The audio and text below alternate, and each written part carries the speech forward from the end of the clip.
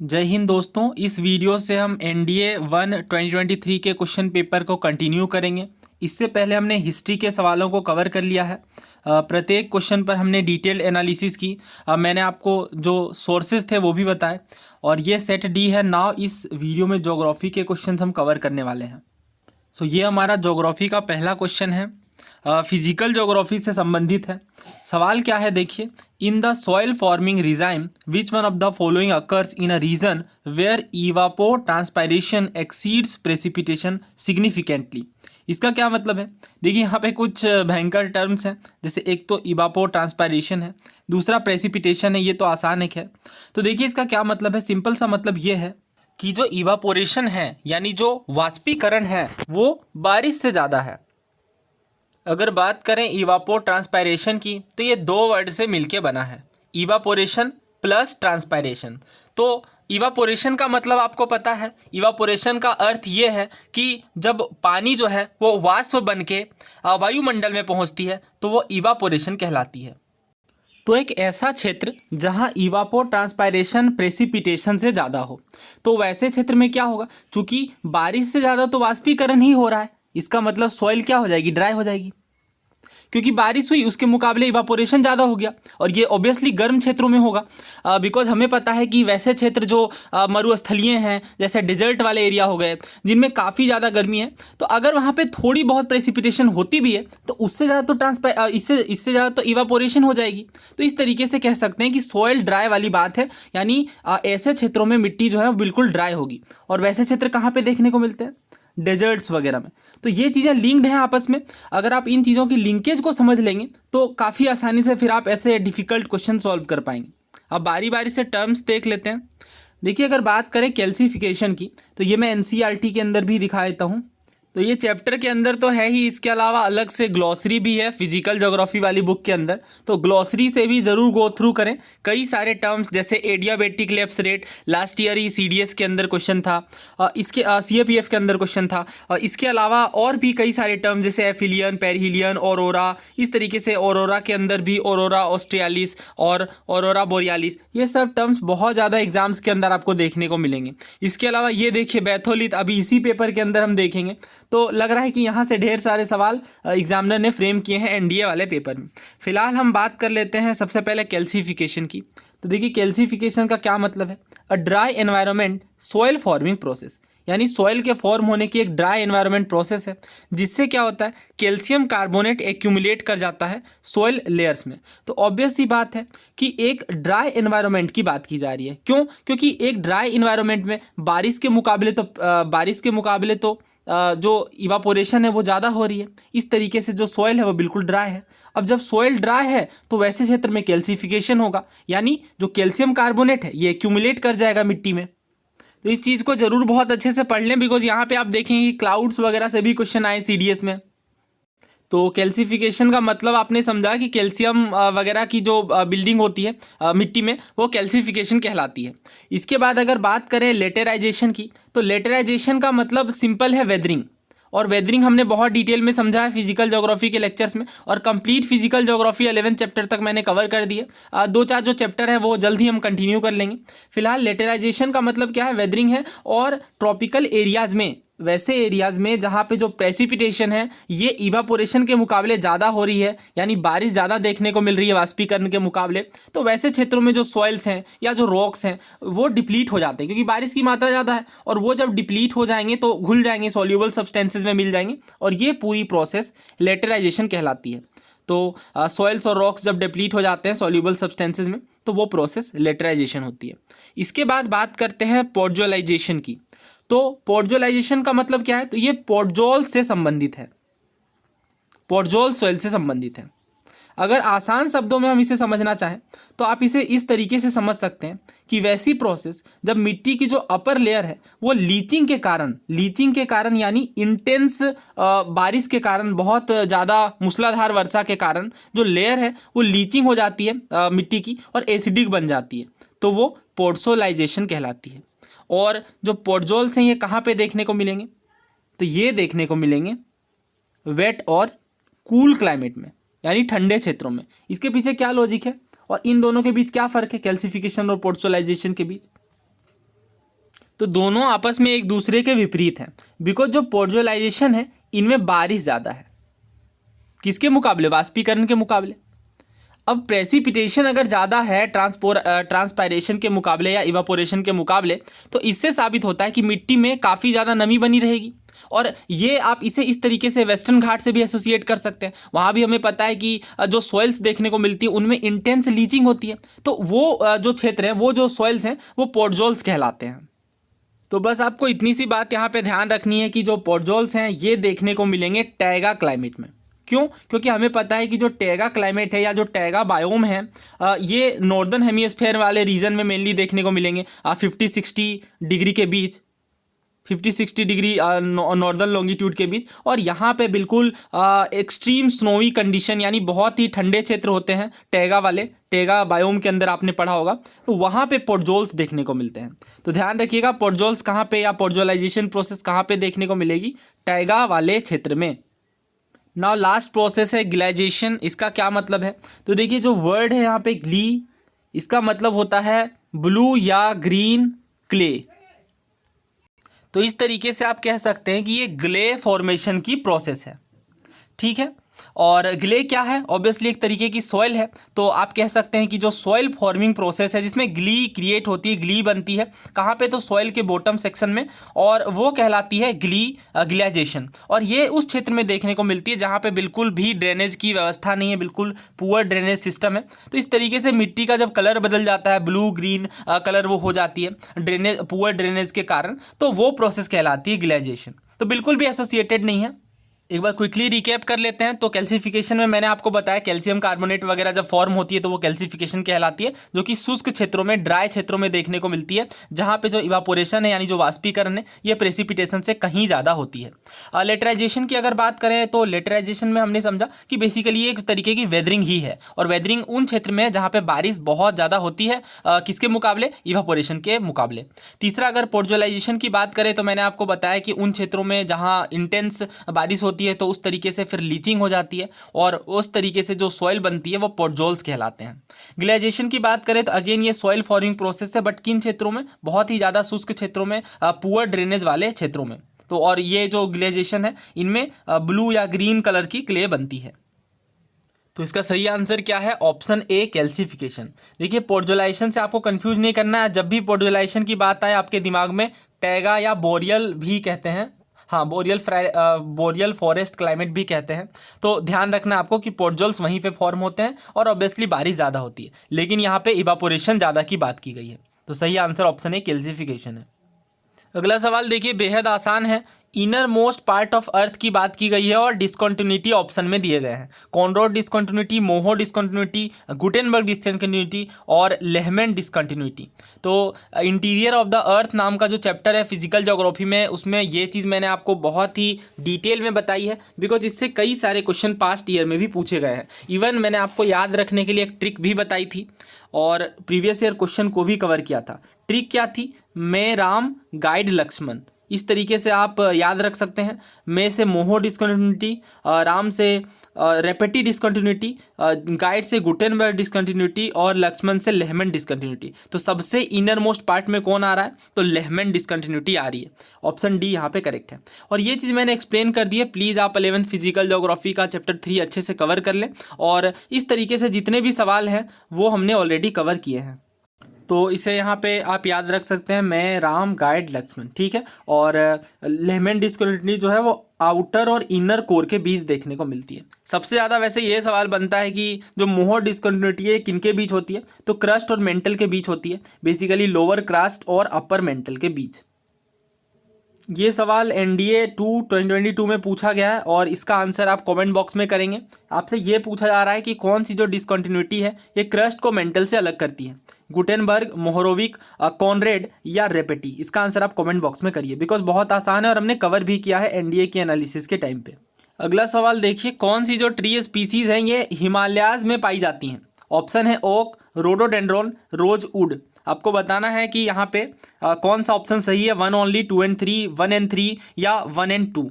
तो देखिए NCERT के अगर माध्यम देखें तो बेसिक एनसीईआरटीज़ में लगभग हर क्लास की एनसीईआरटी में जहाँ पे भी नेचुरल वेजिटेशन वाला टॉपिक है, इसमें आप देख सकते हैं इन ट्रीज़ का नाम, जिनमें रोजवुड है, महोगनी है, इबोनी है। ये जो ट्रीज़ हैं, ये जो ट्री स्पीसीज़ हैं, ये किन क्षेत्रों में देखने को मिलती हैं?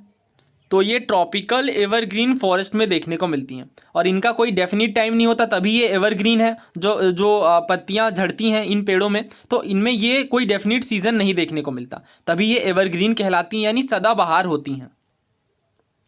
ऑब्वियसली फिर रोजवुड नहीं होगा। रोजवुड शीशम ट्री को कहते हैं, जो कि अभी हमने देखा किस तरीके से एवरग्रीन क्षेत्रों में है। तो अगर रोजवुड को हम एलिमिनेट करें तो कौन सा ऑप्शन बचता है? 1 और 1 एंड 2। क्या सेकंड सही है, रोडोडेंड्रोन? हाँ, तो ये हिमालयन की स्पीसीज़ है और ये भी एनसीईआरटीज़ के अंदर है। इवन ओक ट्री के बारे में भी आपने पढ़ा होगा, ये दोनों हिमालय के स्पीसीज़ है। तो सही आंसर यहाँ पे ऑप्शन डी है, 1 एंड 2। और ऐसे क्वेश्चन पहले भी पूछे गए हैं बहुत बार, जब आपको ट्री स्पीसीज से आइडेंटिफाई करना होता है उस स्पेसिफिक कि कौन सी जो ट्री है, ट्री स्पीसीज ये किन क्षेत्र में पाई जाती हैं। दोस्तों आगे बढ़ने से पहले सिविल सर्विसेज 2014 का ये क्वेश्चन देखिए। आपसे पूछा जा रहा है कि अगर आप हिमालयाज़ में ट्रेवल करते हैं तो जनरली आपको कौन कौन से जो प्लांट्स हैं ये नेचुरली उगते हुए वहाँ दिखाई देंगे, यानी हिमालयाज़ क्षेत्रों में। ऑप्शन है ये एक्चुअली हाँ 1 पे है ओक, फिर है रोडोडेंड्रोन और तीसरा है सैंडलवुड। और इस तरीके से आपको आइडेंटिफाई करना था। ऑब्वियसली सैंडलवुड तो नहीं होगा और ओक और रोडोडेंड्रोन है। इसका आंसर क्या होगा? 1 एंड 2, जो एनडीए वाले क्वेश्चन का आंसर है। तो यही रीज़न है कि मैं हमेशा आपसे कहता हूं, भले आप एनडीए या सीडीएस या किसी भी अन्य परीक्षा के लिए तैयारी कर रहे हैं, आपको हर हाल में सिविल सर्विसेज के क्वेश्चन करने हैं। और इसका वाइसे वर्सा भी ट्रू है, अगर आप सिविल सर्विसेज के लिए प्रिपेयर कर रहे हैं तो एनडीए, सीडीएस, सीएपीएफ इनके रेलेवेंट क्वेश्चंस पर आपको क्लैरिटी होनी ही चाहिए, और ये इस क्वेश्चन से साबित होता है। तो अगर आप इस अप्रोच के साथ चलेंगे कि मैं तो सीडीएस के लिए प्रिपेयर कर रहा हूँ या सीडीएस के लिए प्रिपेयर कर रही हूँ, तो फिर बाकी एग्जाम्स के क्वेश्चन क्यों देखें? तो यहाँ पे फिर आपको नुकसान हो सकता है। सही आंसर क्या है? ऑप्शन डी, और ये रिपीटेड पीवाईक्यू है सिविल सर्विसेज का। नेक्स्ट क्वेश्चन देखिए, विच one of the following is the lower most या फिर इनर मोस्ट इंट्रूजिव इग्नियस रॉक, यानी निम्नलिखित में से कौन सी आग्नेय चट्टान है और ये इनर मोस्ट की बात की जा रही है, यानी सबसे नीचे इंट्रूजिव इग्नियस रॉक के रूप में ये देखने को मिलती हैं। लेकोलिथ, बैथोलिथ, लोपोलिथ या फेकोलिथ। ये तो चैप्टर में है ही, बट ग्लॉसरी के अंदर भी आप देख सकते हैं। Batholith, a large mass of subsurface intrusive igneous rock that has its origin from mantle magma. और यानी आप कह लें बिल्कुल बेस से जो है इंट्रूजिव इग्नियस रॉक ये फॉर्म होती है और ये बैथोलिथ कहलाती है, यानी ये इनर मोस्ट है। सो अगर आपने मेरी फिजिकल ज्योग्राफी वाली वीडियो सीरीज़ देखी है तो आपको याद होगा interior of the earth chapter पर हमने बहुत डिटेल में डिस्कशन किया था। इसके अलावा हमने वोल्केनोज को समझा था। वोल्केनोज के तहत ही वोल्केनिक लैंडफॉर्म्स होती हैं, यानी वैसे लैंडफॉर्म्स जो वोल्केनिक एक्टिविटीज़ के कारण फॉर्म होती हैं। इसमें हमने इंट्रूजिव फॉर्म्स की बात की थी और इंट्रूजिव फॉर्म्स के तहत ये इमेज को डिस्कस किया था, बिकॉज ये सबसे ज़्यादा इंपॉर्टेंट है। इसी में कुछ स्ट्रक्चर्स हैं जैसे बैथोलिथ हैं, लेकोलिथ हैं, ओके, और इसके अलावा और भी अलग अलग तरीके के स्ट्रक्चर होते हैं। तो बैथोलिथ आप देख सकते हैं सबसे ज़्यादा बेस में है, यानी सबसे ज़्यादा इनर मोस्ट है।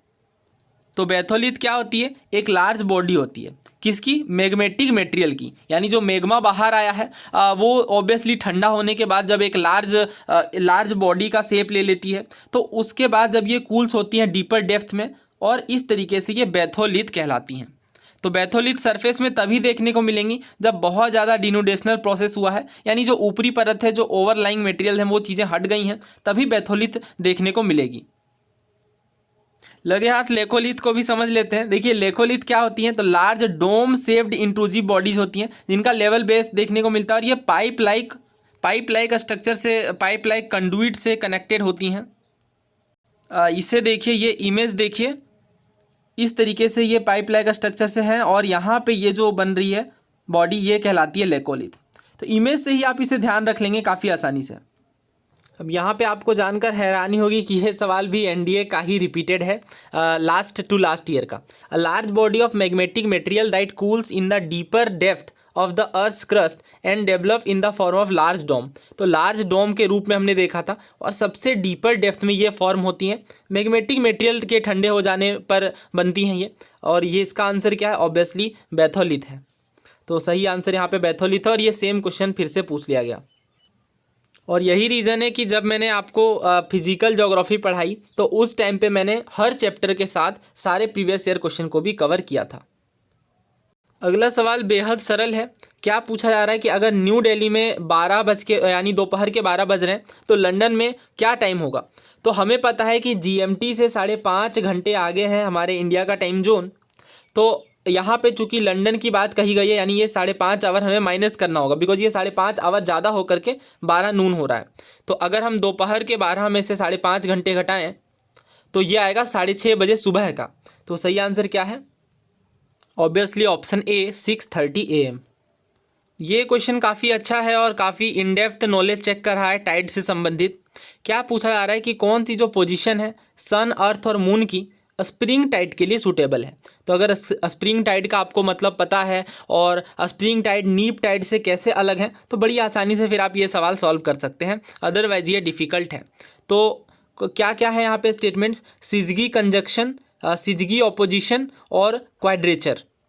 अब यहाँ पे आपको सेलेक्ट करना है आंसर 1 ओनली, 2 ओनली, 1 and 2 या 1 and 3। देखिए टाइड्स अपने आप में एक पूरा टॉपिक है और बहुत ही डिटेल से मैं अलग वीडियो में इसे डिस्कस कर लूँगा, बिकॉज ऑलरेडी वीडियो की लेंथ काफ़ी ज़्यादा हो गई है। फिलहाल बिल्कुल बेसिक कवर कर लेते हैं। तो टाइड का मतलब क्या होता है? जो रेगुलर राइज और फॉल होती हैं सी लेवल्स में वो टाइड कहलाती हैं। और 2 हाई और 2 लो टाइड्स देखने को मिलती हैं कोस्टल एरिया में। और इनमें सबसे जो बड़ा योगदान है वो होता है ग्रेविटेशनल पुल। किसका? मून का सबसे ज़्यादा योगदान है। हालांकि सूर्य के भी ग्रेविटेशनल फैक्टर हैं ऑब्वियसली, बट मून का जो फैक्टर है वो ज़्यादा देखने को मिलता है। हाई टाइड की बात करें तो ये इमेज से आप बेहतर ढंग से समझ सकते हैं। ये देखिए हाई टाइड्स को, और हाई टाइड जो है वो अदर साइड में भी फॉर्म होता है। इसके पीछे का रीज़न है सेंट्रीफ्यूगल फोर्स। सेंट्रीफ्यूगल फोर्स आपने फिजिक्स के अंदर पढ़ा होगा। अब बेसिकली बहुत ही सिंपल है ये। जब ऑब्जेक्ट स्विंग करती हैं, जैसे एक एग्जांपल यहाँ पे दिया गया है सेंट्रीफ्यूगल फोर्स का, इसी के उल्टे सेंट्रीपिटल होती है। तो दोनों को समझ लीजिए, हालांकि हमने साइंस में ये डिस्कस किया है। तो जब ऑब्जेक्ट को स्विंग किया जाता है एक स्ट्रिंग में बांध करके, तो उस टाइम पे जो ऑब्जेक्ट है ये आउट की ओर एक फोर्स लगाती है और इस कारण से ये सेंट्रीफ्यूगल फोर्स कहलाती हैं। ये होता है बेसिकली इनर्शिया के कारण। देखिए हम डायरेक्टली डिफरेंस की बात करते हैं स्प्रिंग टाइड और नीप टाइड में। तो देखिए स्प्रिंग टाइड जो है ये अर्थ, मून और सन जब स्ट्रेट लाइन में होती हैं तो स्प्रिंग टाइड फॉर्म होती हैं। और स्ट्रेट लाइन को क्या बोलते हैं? जब कोई सेलेस्टियल बॉडीज एक स्ट्रेट लाइन में हो तो उसे बोलते हैं सिजगी। सिजगी का अर्थ क्या है? सिजगी का सिंपल सा अर्थ ये है कि जब अर्थ, मून और सन एक ही सीधी रेखा में आ जाती हैं तो वो पोजीशन सिजगी कहलाती है। तो स्प्रिंग टाइड में आपको ये ध्यान रखना है कि यहाँ पे अलाइनमेंट होती है अर्थ, मून और सन की एक स्ट्रेट लाइन में, और ये लूनर फेज में होता है यानी न्यू मून या फिर फुल मून के टाइम पे। और ये अगर इसमें अंतर की बात करें नीप टाइड के साथ, तो अंतर यही है कि नीप टाइड में जो अर्थ, मून और सन है ये राइट एंगल्स में होते हैं और इस पोजीशन को क्या बोलते हैं? क्वाड्रेचर बोलते हैं। जबकि अगर ये स्ट्रेट लाइन में हो तो इस पोजीशन को क्या बोलते हैं? सिजगी बोलते हैं। देखिए टर्म्स का बहुत ज़्यादा महत्व है ज्योग्राफी के अंदर। अगर आपको यही नहीं पता कि सिजगी का मतलब क्या है या क्वाड्रेचर का मतलब क्या है, तो इन टर्म्स में अगर क्लैरिटी नहीं है तब फिर कॉन्सेप्ट पता होने पर भी ऐसे क्वेश्चंस में दिक्कतें आती हैं। तो इस कारण आप टर्म्स को बहुत ध्यान से समझिए। इवन जो ग्लॉसरी है 11th फिजिकल ज्योग्राफी में, उसके टर्म्स को भी बिल्कुल अच्छे से समझ लीजिए। अब देखिए इसके पीछे पूरा कॉन्सेप्ट है कि ऐसा होता क्यों है, स्प्रिंग टाइड में ये स्ट्रेट लाइन में क्यों होती हैं, नीप टाइड में ये 90 डिग्री पर क्यों होती है। तो ये मैं अलग लेक्चर में डिस्कस करना पसंद करूंगा, बिकॉज इस वीडियो की लेंथ ऑलरेडी काफ़ी ज़्यादा हो जाएगी। तो स्प्रिंग टाइड में हमने, हाँ अब इन दोनों को भी समझ लीजिए। सिजगी के अंदर भी कंजक्शन और अपोजिशन क्या है? सिजगी कंजंक्शन का मतलब होता है basically solar eclipse. Solar eclipse वाली स्थिति में यानी सूर्य ग्रहण के टाइम पे हमें पता है कि सन और अर्थ के बीच में मून आ जाती है और वो कहलाती है सिजगी कंजंक्शन। तो दूसरे शब्दों में अगर आप न्यू मून के अर्थ को समझते हैं तो ये न्यू मून का पीरियड वाला टाइम होता है जब जो सन और मून है ये अर्थ के एक ही साइड में लाई करती हैं। ठीक इसके विपरीत अगर सिजगी ऑपोजिशन की बात करें तो ये लूनर एक्लिप्स के टाइम पे होता है, यानी चंद्र ग्रहण के टाइम पे जब सन और मून के बीच अर्थ आ जाती है। तो 1 और 2 यहाँ पे सही है। क्वाड्रेचर बिल्कुल गलत है, बिकॉज ये नीप टाइड के टाइम पे देखने को मिलता है, स्प्रिंग टाइड के टाइम पे नहीं। सही answer option D, option C है, 1 and 2 only. Now next geography का क्वेश्चन देखिए, बेहद आसान सवाल है, प्रीवियस ईयर में पूछा भी गया है, डायरेक्ट एनसीईआरटी के अंदर भी है। दीनदयाल पोर्ट को पहले किस नाम से जाना जाता था? कांदला पोर्ट के नाम से। कच्छ डिस्ट्रिक्ट गुजरात के अंदर है। बाकी पोर्ट किस राज्य में है इसे आप कमेंट बॉक्स में बताइए, बिकॉज ये हमने डिस्कस किया है ऑलरेडी प्रीवियस ईयर के एनालिसिस के टाइम पे। पारादीप पोर्ट किस स्टेट में है? तूतीकोरिन और विशाखापट्टनम। अगला सवाल देखिए, निम्न में कौन सा आग्नेय चट्टान नहीं है? नॉट एन इग्नियस रॉक, ये आपको बताना है। ऑप्शन है ग्रेनाइट, स्लेट, बेसाल्ट या गैब्रो। देखिए जो सही आंसर है वो स्लेट है। स्लेट क्योंकि मेटामॉर्फिक रॉक है, ध्यान रखिएगा ये। और ये सब कुछ हमने डिस्कस किया है फिजिकल ज्योग्राफी के डिस्कशन में। इवन इसी तरीके का सिमिलर सवाल कई बार प्रीवियस ईयर में भी आया है। तो और स्लेट जो है मेटामॉर्फिक है, यानी ये अपना शेप बदलेगी और फॉर्म बदलेगी, तो ये फॉर्म बदल करके सिस्ट में भी कन्वर्ट हो जाती है। तो इस चीज़ का भी ध्यान रखिएगा कि स्लेट किस चीज़ में बदलती है, तो सिस्ट में। बाकी जो है ये इग्नियस रॉक्स हैं, ग्रेनाइट, बेसाल्ट और गैब्रो इग्नियस रॉक है, बट जो स्लेट है ये मेटामॉर्फिक है। बहुत कुछ इसमें डिस्कस करने को नहीं है, बिकॉज ये हमने कई बार डिस्कस किया विथ इमेज और ये फैक्चुअल इन्फॉर्मेशन है।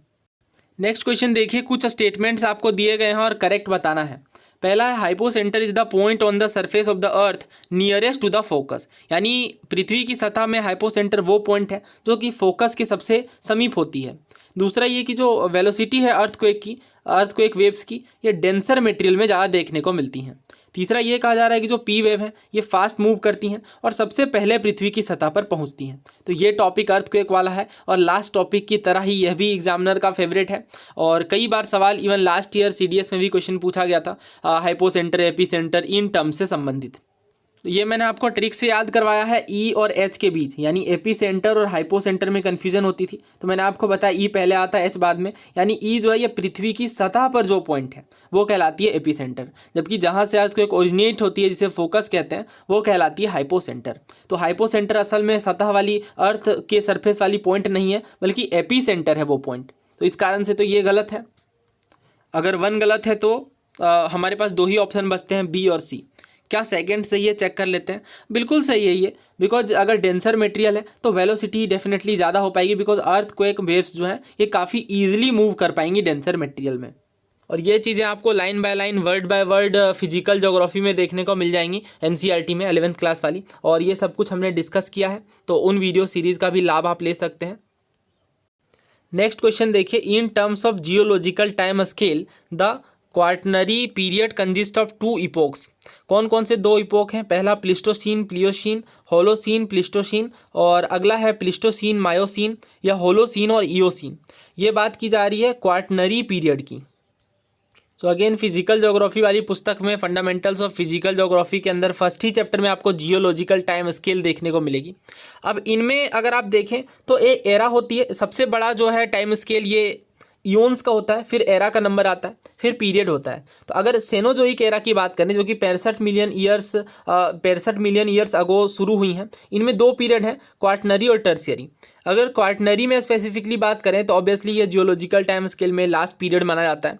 और इपोक के तहत आप देख सकते हैं कि दो इपोक हैं, होलोसीन और प्लिस्टोसीन। और होलोसीन और प्लिस्टोसीन में अगर होलोसीन की बात करें तो मॉडर्न मैन है, और प्लिस्टोसीन में होमोसेपियंस यानी बेसिकली ह्यूमंस ओरिजिनेट हुए। तो दो ध्यान रखिएगा इपोक कौन कौन से हैं, होलोसीन और प्लिस्टोसीन। अब इनमें और एक दो मैं इंपॉर्टेंट पॉइंट बता दूं। देखिए यहाँ पे एज ऑफ डायनासोर से सवाल आता है, ये तो आपको पता ही होगा Jurassic, but extinction of dinosaur पूछ लिया आता है एग्जाम में, तो ये होता है क्रेटासियस। इसे भी ध्यान रखिएगा, जुरासिक तो सभी को पता है। तो होलोसीन और प्लिस्टोसीन किस ऑप्शन में है? बी में, तो यही हमारा सही आंसर है। करेक्ट सीक्वेंस आपको बताना है डेंसिटी के आधार पर और डिसेंडिंग ऑर्डर में बताना है। और ये प्लैनेट्स हैं अर्थ, जुपिटर, वीनस, सैटर्न, ये चार ऑप्शन है, इसमें आपको आइडेंटिफाई करना है। तो देखिए ये बात सबको पता है कि अर्थ की जो डेंसिटी है ये सबसे ज़्यादा है, बट यहाँ पे तीन ऑप्शन है, बी हमारा एलिमिनेट होता है। इसके बाद अगर हम देखें क्या जुपिटर है? नहीं, बिल्कुल नहीं। वीनस की डेंसिटी ज़्यादा है अर्थ के बाद, तो सी और डी में फिर दो ऑप्शन है, तो काफ़ी क्लोज से ऑप्शन है। अगर आपको चार एटलीस्ट याद हैं तभी आप ऐसे क्वेश्चन सॉल्व कर पाएंगे। देखिए जो सबसे ज़्यादा डेंसिटी होती है वो होती है अर्थ की, इसके बाद नंबर आता है मरकरी का, और थर्ड में फिर आती है वीनस। तो सबसे ज़्यादा डेंसिटी है अर्थ की, फिर वीनस की, फिर मरकरी की, इसके बाद नंबर आता है मार्स का। और ऑब्वियसली ये फिर तो गैसियस प्लेनेट है, इनमें गैसेज हैं काफ़ी ज़्यादा, और ये जो प्लेनेट्स हैं मरकरी, वीनस, अर्थ, मार्स, ये सब टेरेस्ट्रियल प्लेनेट हैं, यानी इनमें सॉलिड बॉडी ज़्यादा है, तो इनकी डेंसिटी ज़्यादा होंगी। बट गैसियस जो प्लैनेट्स इनकी डेंसिटी काफ़ी कम है, आप देख सकते हैं। इवन सैटर्न की बहुत ही कम है, सबसे कम है सैटर्न की, और इसके बाद जुपिटर, यूरेनस, नेपच्यून, इस तरीके से ये क्रम है। ऐसे क्वेश्चन में आपको पूरा नहीं रटना होता ऑब्वियसली, ये तो सभी को पता है कि अर्थ की सबसे ज़्यादा है डेंसिटी। इसके बाद जुपिटर तो होना ही नहीं है वीनस के मुकाबले, बिकॉज वीनस ज़्यादा टेरेस्ट्रियल है। और इसके बाद अगर जुपिटर और सैटर्न में कन्फ्यूजन है तो जुपिटर से भी ज़्यादा गैसेस देखने को मिलेगी सैटर्न। तो इस तरीके से सही आंसर ऑप्शन सी है। और हाँ, यहाँ पे मरकरी नहीं है ऑप्शन में, तो ध्यान रखिएगा। अगर आपसे डायरेक्टली पूछ लिया कि सेकंड नंबर पे कौन आती है तो मरकरी ही आती है, बट ऑप्शन में चूंकि नहीं है इसलिए थर्ड वाला जो है सबसे ज़्यादा वो वीनस है। इस वजह से हम ऑप्शन सी को करेक्ट आंसर यहाँ पे कंसिडर करेंगे। नेक्स्ट क्वेश्चन देखिए, निम्नलिखित में से कौन सी कोल्ड ओशन करेंट नहीं है, नॉट पूछा जा रहा है आपसे।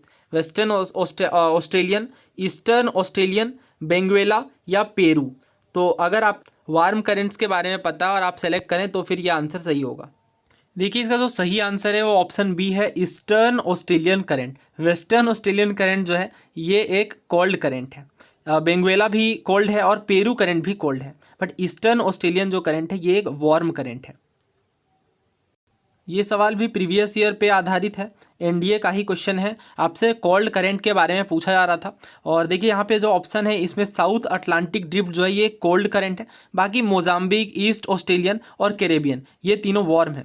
तो एग्जामिनर एक्सपेक्ट कर रहा है कि आपसे आप एटलीस्ट ये ऑप्शन वाले तो ध्यान रखें, बिकॉज जो ईस्ट ऑस्ट्रेलियन है ये यहीं पर ऑप्शन में दिया गया है, यानी ये एक तरीके की वार्म ओशन करंट है। इसके अलावा मैप से आप इन चीज़ों को पढ़ेंगे तो बहुत ही आसानी से ध्यान रख सकते हैं। देखिए ये रेड वाली वार्म ओशन करंट है और जो ब्लू में है ये कोल्ड ओशन करंट है। तो वेस्ट ऑस्ट्रेलियन देख सकते हैं, मैं जूम करता हूँ। देखिए जो वेस्ट ऑस्ट्रेलियन है, वेस्ट ऑस्ट्रेलियन ये एक तरीके की कोल्ड ओशन करंट है, बट जो ईस्ट ऑस्ट्रेलियन है ये वार्म ओशन है। और इसे आप डायरेक्शन से ध्यान रख सकते हैं। तो सही आंसर क्या है, ऑप्शन बी। और मैंने कंप्लीट 3-4 सालों की सीडीएस, एनडीए, सीएपीएफ और सिविल सर्विसेज इनकी एनालिसिस कवर कर दी हैं, और कुछ बाकी हैं तो वो हम बहुत ही जल्द कंटिन्यू कर लेंगे, तो उस एनालिसिस का भी लाभ ज़रूर लें। अभी ये कंप्लीट प्रोसेस हमने डिस्कस किया था पोर्टजोलाइजेशन के बारे में, और मैंने आपको बताया था कि ये टैगा फॉरेस्ट में देखने को मिलती हैं, बिकॉज जो टैगा बायोम है या जो टैगा फॉरेस्ट हैं इनमें कॉनीफेरस फॉरेस्ट ट्रीज देखने को मिलती हैं। और जो क्लाइमेट है ये स्नोवी होता है, यानी एक्सट्रीम क्लाउड टेम्परेचर देखने को मिलता है, बहुत ही ज़्यादा ठंड टैगा फॉरेस्ट में होती है। और इसका रीज़न भी यही है कि जो पोर्टजोलाइजेशन है ये यूजुअली कोल्ड और ह्यूमिड क्लाइमेट में ही अकर करता है, और वेट और जो कूल क्लाइमेट है जैसे टैगा हो गई ये पोर्टजोलाइजेशन के लिए सबसे बेस्ट मानी जाती है। तो सही आंसर यहाँ पे ऑप्शन सी है। सो यहाँ पे हमने ज्योग्राफी के सभी क्वेश्चंस को कवर कर लिया एनडीए का, और इसके अलावा हमने हिस्ट्री के क्वेश्चंस को भी ऑलरेडी कवर कर लिया। बाकी के सेक्शन को भी हम 1 बाय 1 कंटिन्यू कर लेंगे। फिलहाल जो नेक्स्ट वीडियो होगी उसमें सीडीएस 1 2023 के साइंस के क्वेश्चंस को मैं कवर करूँगा, बिकॉज साइंस वाला सेक्शन हमारा बाकी है। सो अगर आपको इस सीरीज़ से हेल्प मिल रही है तो अपने दोस्तों के साथ ज़रूर शेयर करें। बाकी इनिशिएटिव को भी आप देख सकते हैं प्लेलिस्ट से। अगर चैनल पर नए हैं तो सब्सक्राइब करें। धन्यवाद।